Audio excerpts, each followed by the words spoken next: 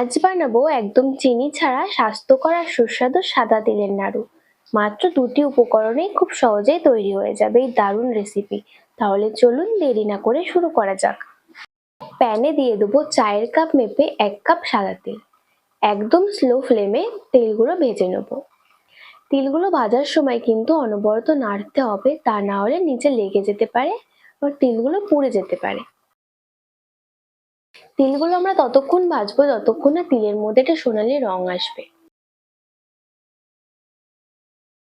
দেখো তিলগুলোর মধ্যে কি সুন্দর একটা হালকা সোনালি রং চলে এসেছে আর খুব সুন্দর একটা গন্ধ বেরোচ্ছে।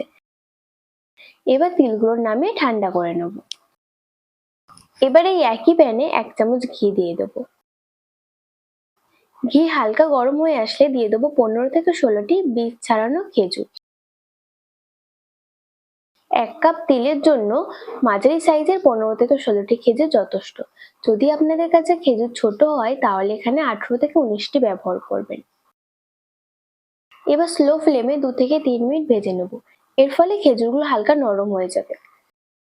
ঘি দিয়ে ভাজার ফলে খেজুর থেকে একটি দারুণ সুন্দর গন্ধ বেরোবে এবং নাড়ুর স্বাদ আরো বেড়ে যাবে।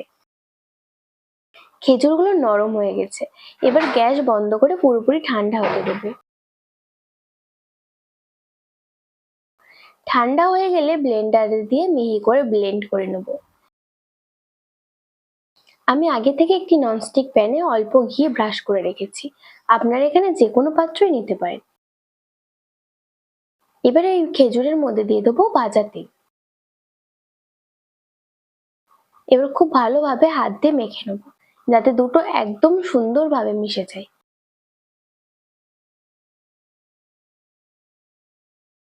দেখুন মিশ্রণটা একদম পারফেক্ট হয়েছে। এবার অল্প অল্প করে নিয়ে হাতের তালুতে চেপে সুন্দর গোল গোল করে নাড়ু বানিয়ে নেব।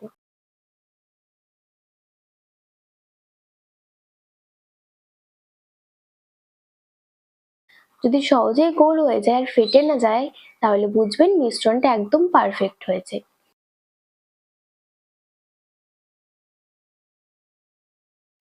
এভাবে সবগুলো নাড়ু তৈরি করে নেব।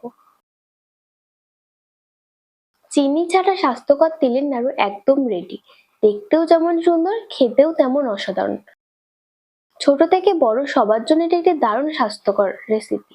আপনারাও বাড়িতে একবার অবশ্যই বানিয়ে দেখবেন। আজকের ভিডিওটি কেমন লেগেছে সেটা অবশ্যই কমেন্ট করে জানাবেন। ভিডিওটি ভালো লেগে থাকলে আমার চ্যানেলটি সাবস্ক্রাইব করে ভিডিওটি লাইক করে দেবেন।